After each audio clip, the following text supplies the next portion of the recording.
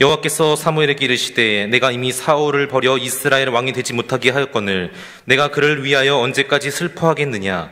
너는 뿔에 기름을 채워가지고 가라. 내가 너를 베들레헴 사람 이새에게로 보내리니 이는 내가 그의 아들 중에서 한 왕을 보았느니라 하시는지라.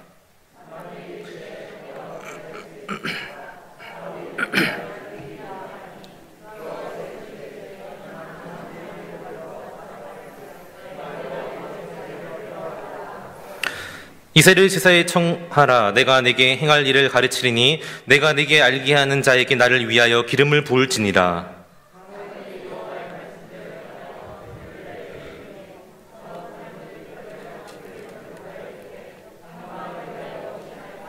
이르되 평강을 위함이니라. 내가 여호와께 제사하러 왔으니 스스로 성결하게 하고 와서 나와 함께 제사하자 하고 이새와 그의 아들들을 성결하게 하고 제사에 청하니라.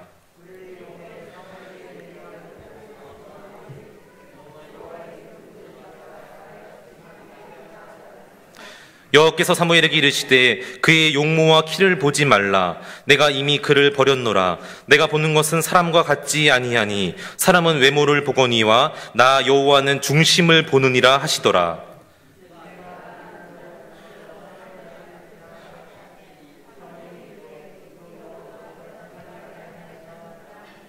이새가 산마로 지나가게 하매 사무엘이 이르되 이도 여호와께서 택하지 아니하셨느니라 하니라.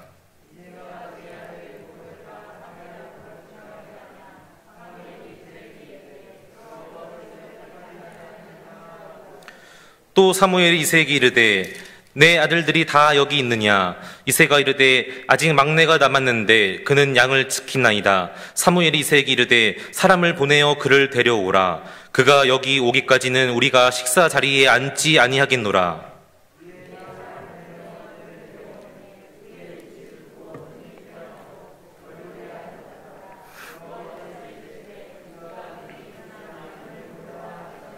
함께요. 사무엘이 기름 뿔병을 가져다가 그의 형제 중에서 그에게 부었더니 이날 그로 다윗이 여호와의 영에게 크게 감동되니라. 사무엘이 떠나서 라마로 가니라. 아멘. 네, 오늘 본문에 나오는 말씀은 이제 하나님께서 사무엘 선지자를 통하여 이스라엘의 두 번째 왕을 선택하시게 되는 내용이 나오게 됩니다. 하나님께서 오늘 본문 말씀에 보면은 사무엘에게 말씀하시기를 내가 1절에 보니까 내가 너를 베들레헴 사람 이새에게로 보내리니 이는 내가 그의 아들 중에서 한 왕을 보았느니라 이렇게 말씀하시고 있습니다. 그러면서 이제 계속해서 이새의 아들 8명 중에 이제 우리가 잘 알다시피 가장 막내 아들이었던 8번째 아들이었던 이 다윗이 이스라엘의 왕으로 기름 부음을 받게 되는, 세워지게 되는 그 내용이 오늘 본문의 내용입니다.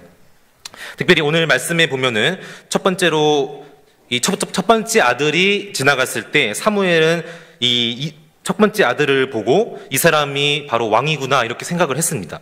그러나 하나님께서 그게 아니라고 말씀하시면서 하셨던 말씀이 바로 오늘 본문 말씀 7절인데요. 다 같이 오늘 16장 7절 말씀 같이 한번 읽어보겠습니다. 시작. 여호와께서 사무엘에게 이르시되 그의 용모와 키를 보지 말라. 내가 이미 그를 버렸노라. 내가 보는 것은 사람과 같지 아니하니 사람은 외모를 보거니와 나 여호와는 중심을 보느니라 하시더라. 아멘. 여기서 바로 사람은 외모를 보거니와 할 때 이 외모가 원어의 뜻으로 볼 때에는 인간의 육신의 눈에 보이는 모든 것들, 그런 뜻이 있습니다.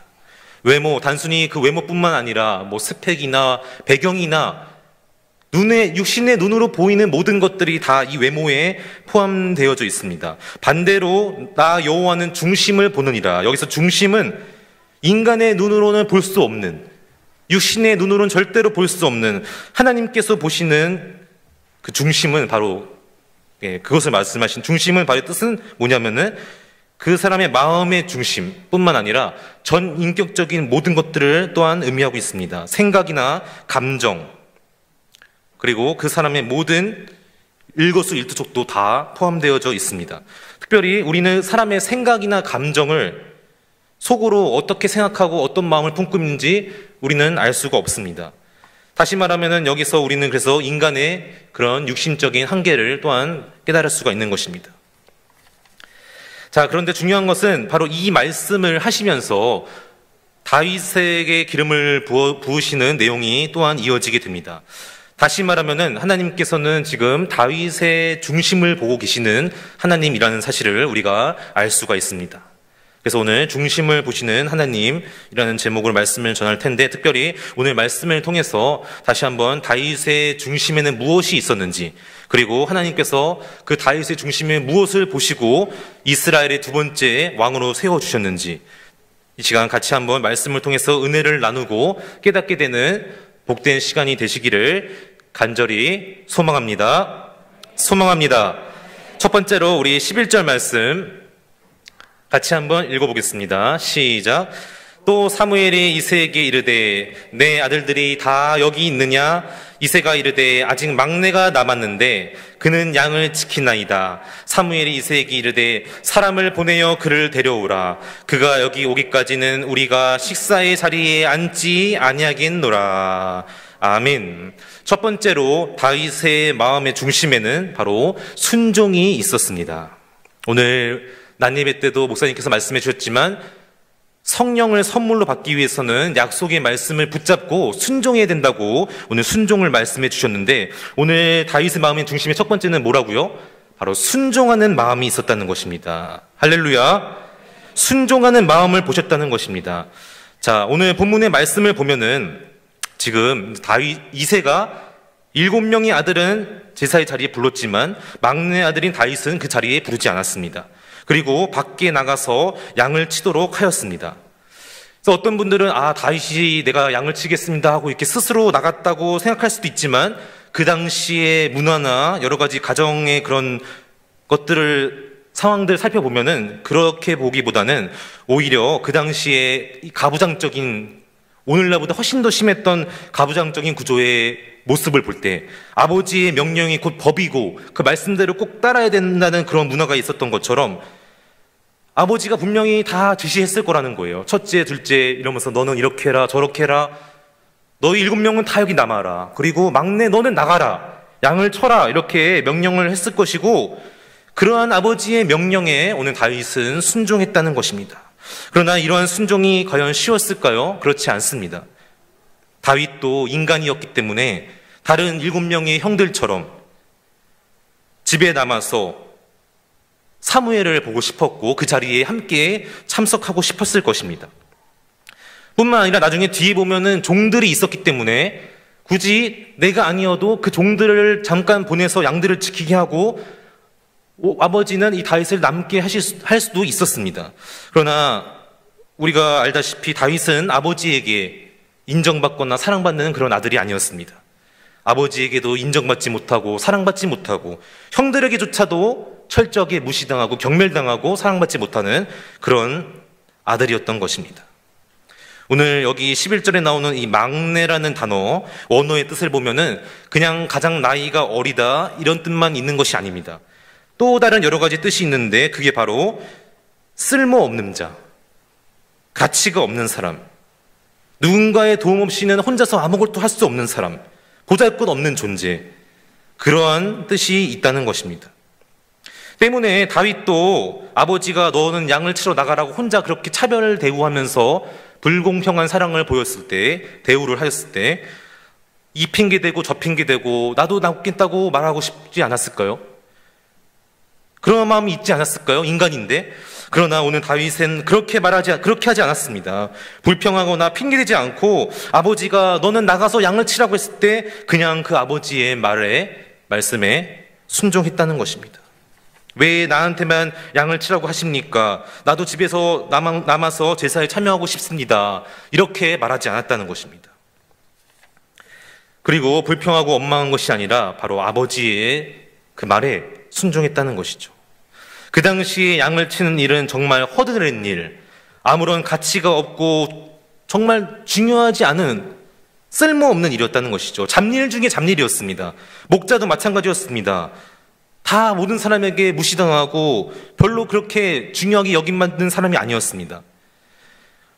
그럼에도 불구하고 다윗은 아버지가 양을 치라고 했을 때 아버지의 말에 전적으로 순종을 했다는 것입니다. 사랑하는 성도 여러분, 눈에 보이는 육신의 아버지의 말에도 순종하지 못하는 사람이 과연 보이지 않는 하나님의 말씀에 순종할 수 있을까요? 쉽지 않을 것입니다. 눈에 보이는 아버지의 말씀에도 순종하지 않는 사람이 보이지 않는 하나님의 말씀에 순종을 한다.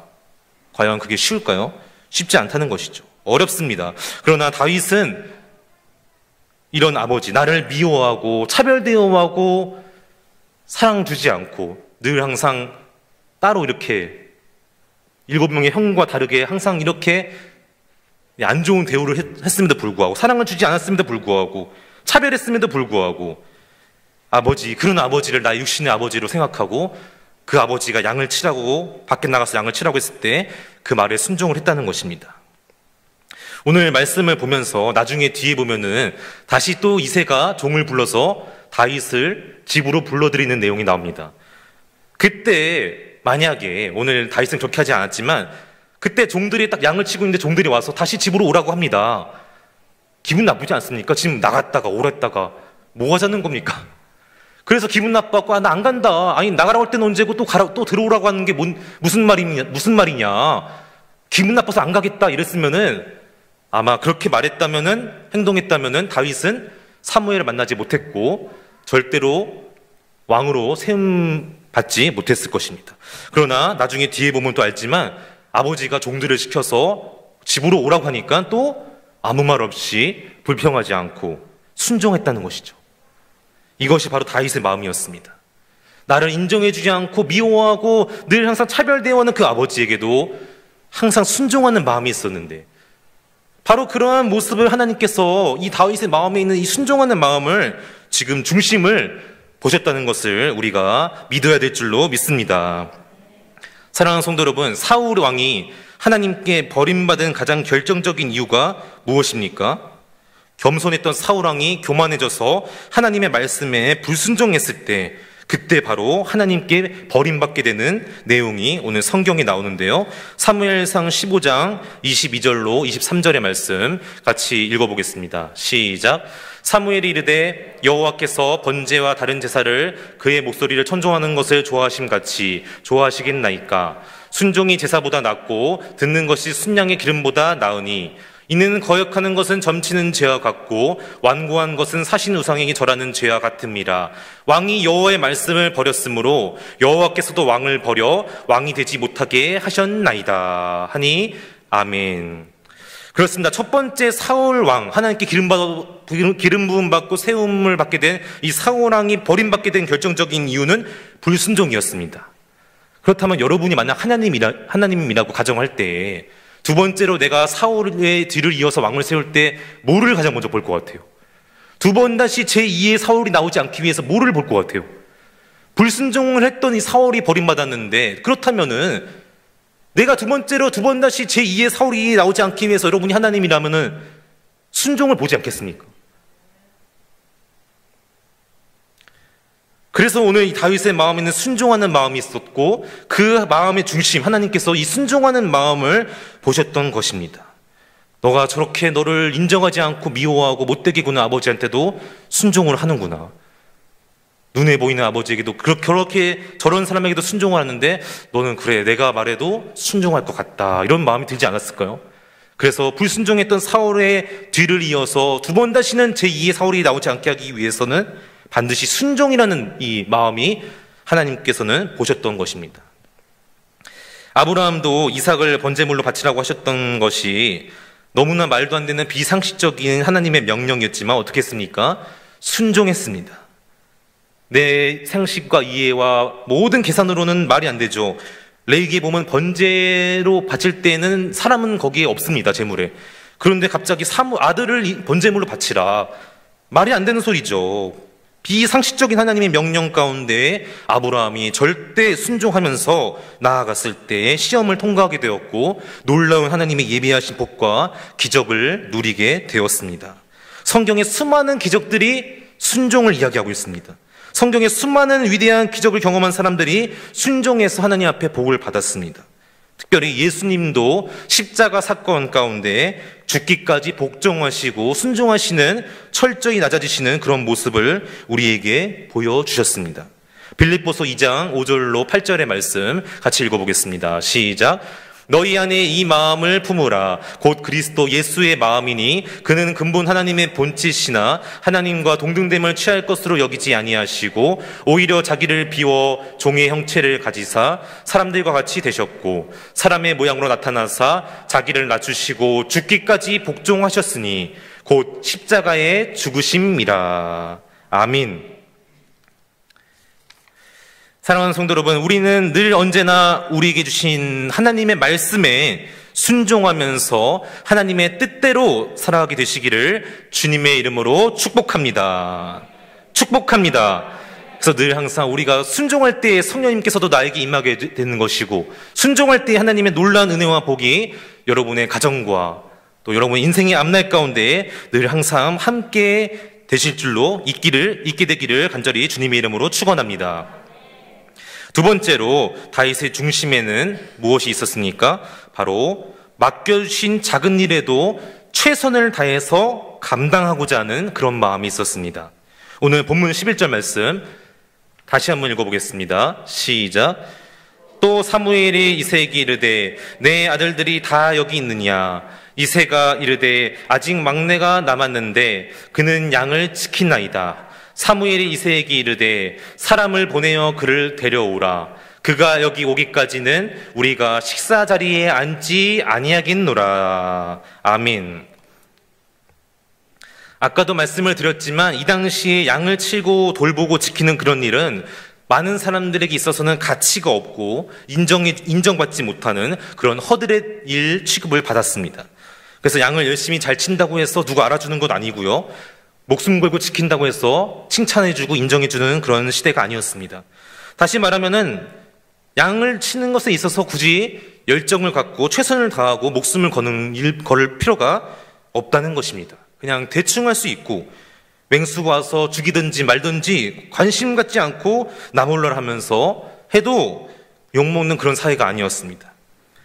그만큼 아무도 알아주지 않는 허드렛 일이었습니다. 그러나 다윗은 달랐습니다. 다윗은 나에게 맡겨주신 양들을 대할 때에 정말 목숨을 걸고 최선을 다해서 열정을 갖고 사명감을 갖고 결사적으로 지키는 그러한 모습이 있었습니다. 오늘 목사님께서도 또 두 번째 그 말씀의 핵심이 바로 기도할 때 결사적으로 온 힘을 다해서 기도에 집중하면은 성령님의 그 성령을 선물로 받는다. 그런 말씀을 해주셨는데 오늘 우리 오늘 본문에 나와 있지는 않지만 17장 말씀 보면은 다윗이 양을 지킬 때 어떻게 했는지 자신의 그런 고백이 나와 있는데요. 같이 한번 읽어보겠습니다. 시작. 다윗이 사울에게 말하되 주의 종이 아버지의 양을 지킬 때에 사자나 곰이 와서 양떼에서 새끼를 물어가면 내가 따라가서 그것을 치고 그 입에서 새끼를 건져내었고 그것이 일어나 나를 해하고자 하면 내가 그 수염을 잡고 그것을 쳐 죽였나이다. 아멘. 그 당시 다윗의 나이가 10대 중반 정도 되었습니다. 10대 중반의 남자일지라도 사자나 곰이 달려들어오면은 겁을 먹고 도망가기가 거의 대부분입니다. 자칫하면은 목숨을 잃을 수도 있기 때문입니다.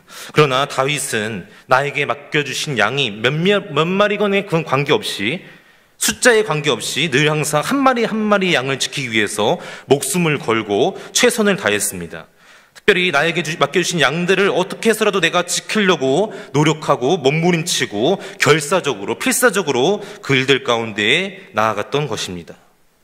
그렇습니다. 다윗은 자기에게 맡겨진 일이 가치가 있던 없던 누군가 인정해주던 높게 평가하지 않던 그런 거에 관계없이 늘 항상 최선을 다했다는 것입니다.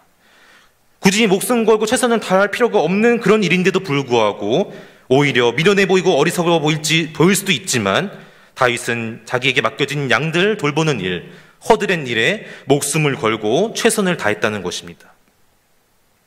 그리고 시편의 말씀에 보면은 78편 70절에 보면은 이런 말씀이 있는데요. 같이 읽어보겠습니다. 시작. 또 그의 종 다윗을 택하시되 양의 우리에서 취하시며 전양을 지키는 중에서 그들을 이끌어내사 그의 백성인 야곱 그의 소유인 이스라엘을 기르게 하셨더니. 아멘. 그렇습니다. 하나님께서 다윗을 취하시고 선택하시고 이끌어내셨던 배경이 어디 있습니까?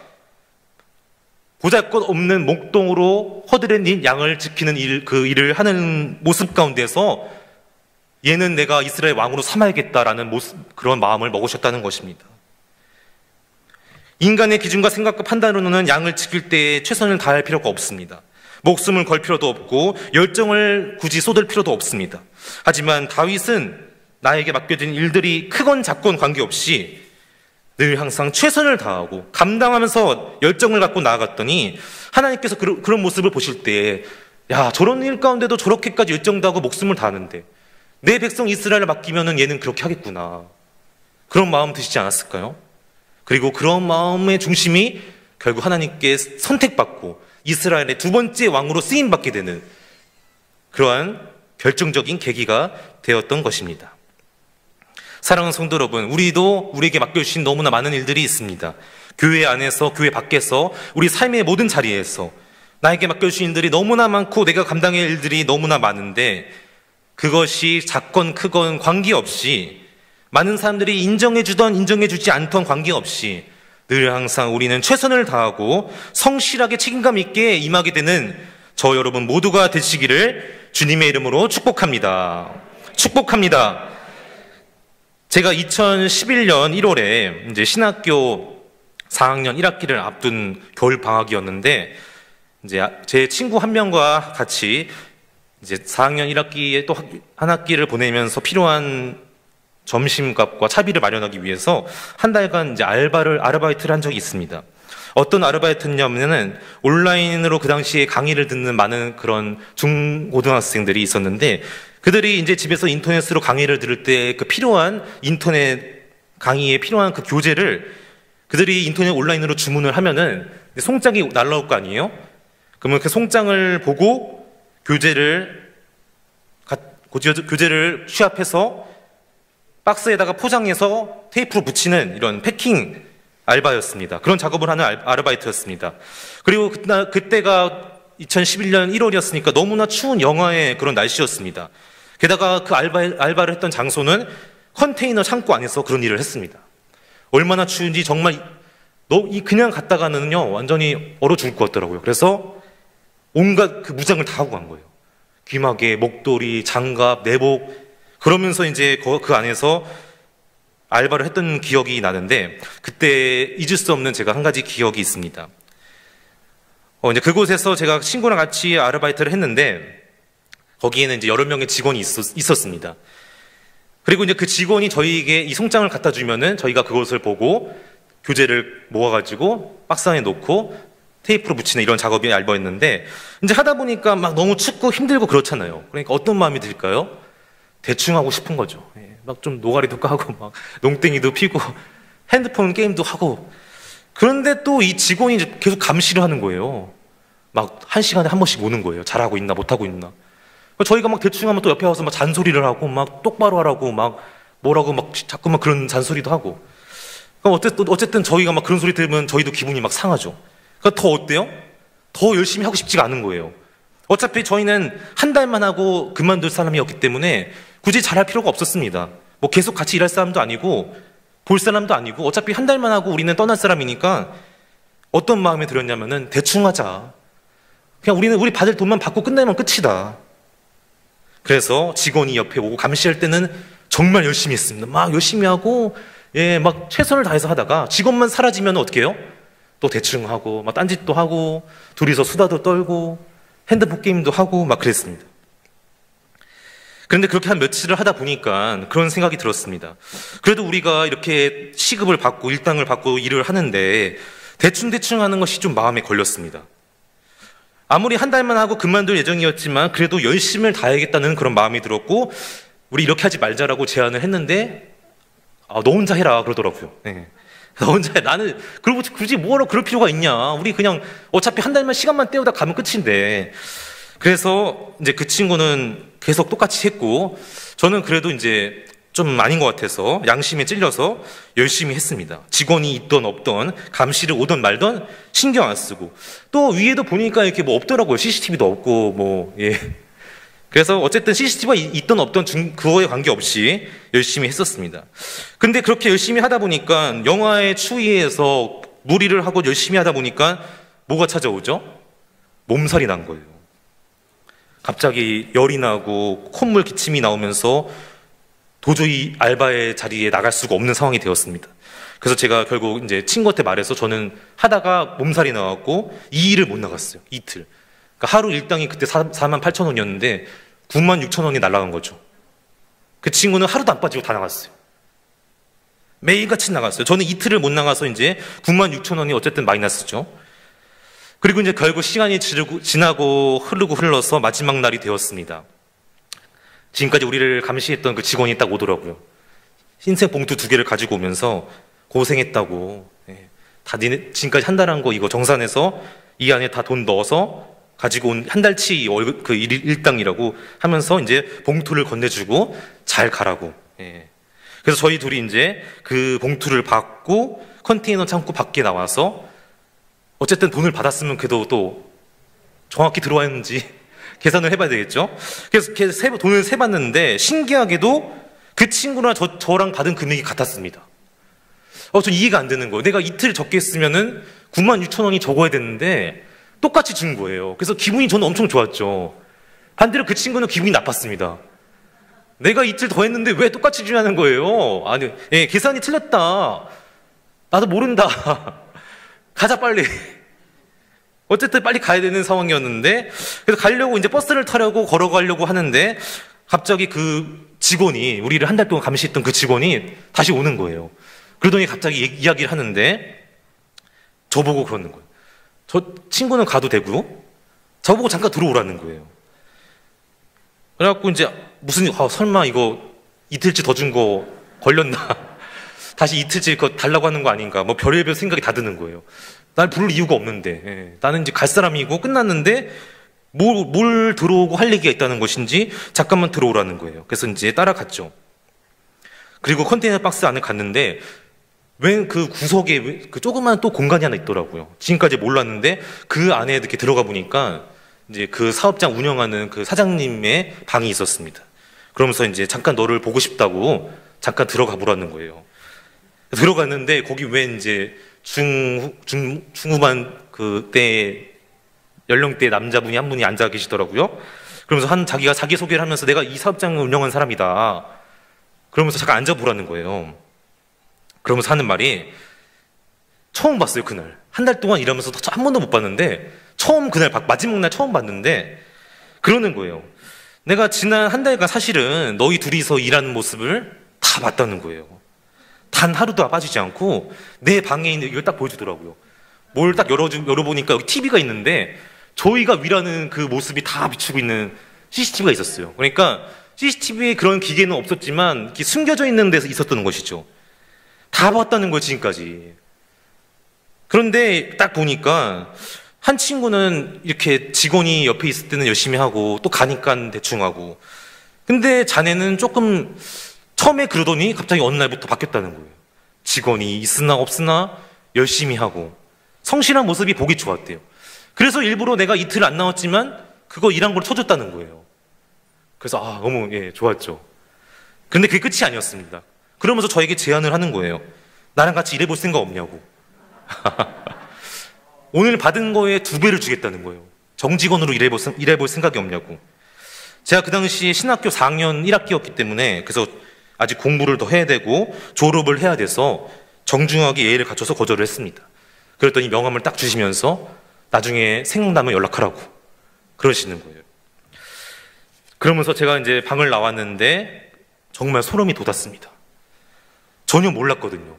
지난 한 달간 우리를 지켜보고 있는지도 몰랐고 사실 지켜볼 필요도 없잖아요. 어차피 한 달 뒤에 갈 사람인데 지켜봤다는 거에 또 놀랬고 또 그런 모습 보고 감동받아서 같이 일하자고 제안하는 모습에 또 놀랬고 여러 가지로 많이 놀라면서 또 한편으로는 감사도 했습니다.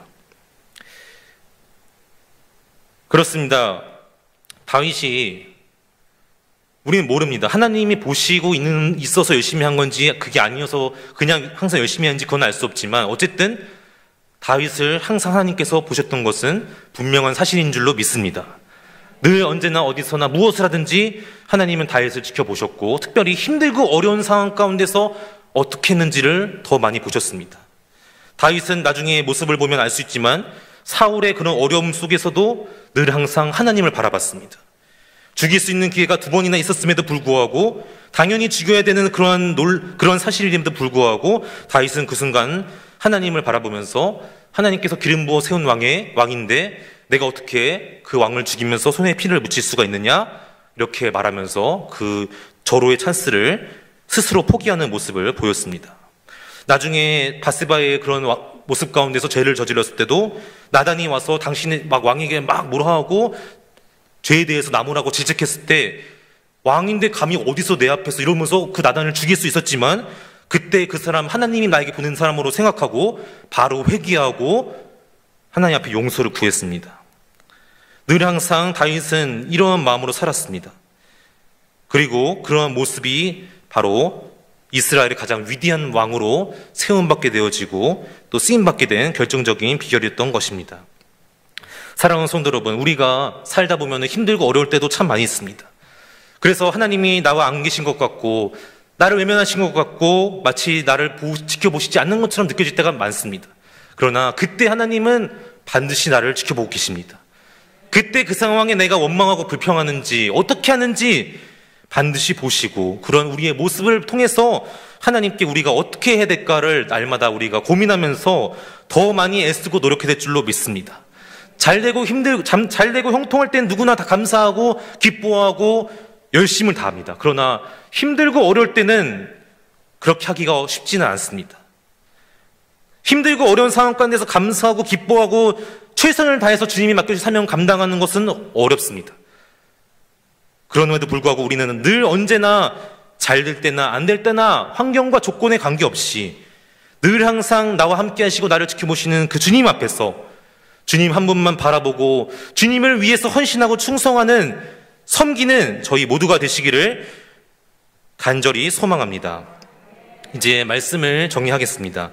하나님께서 다윗의 중심을 보시고 이스라엘의 왕으로 세워주셨는데 다윗의 마음에는 순종하는 마음이 있었고 작고 하찮은 일에도 최선을 다하는 결사적인 필사적인 그런 마음이 있었고 노력이 있었고 열정과 성실함이 있었습니다. 저 여러분의 마음속에도 늘 항상 이러한 모습이 있기를 소망합니다. 늘 항상 언제나 약속의 말씀을 붙잡고 성령님의 나와 함께 하심을 간구하며 특별히 우리에게 맡겨주신 수많은 사명의 자리 가운데에서 최선을 다해서 감당하며 나아가는 저 여러분 모두가 되시기를 주님의 이름으로 축복합니다. 그래야 다윗처럼 늘 항상 하나님 앞에 가장 이쁨받고 칭찬받고 인정받는 존귀한 자가 되는 이러한 은혜가 저 여러분 모두에게 있게 되기를 주님의 이름으로 축복합니다. 기도하겠습니다.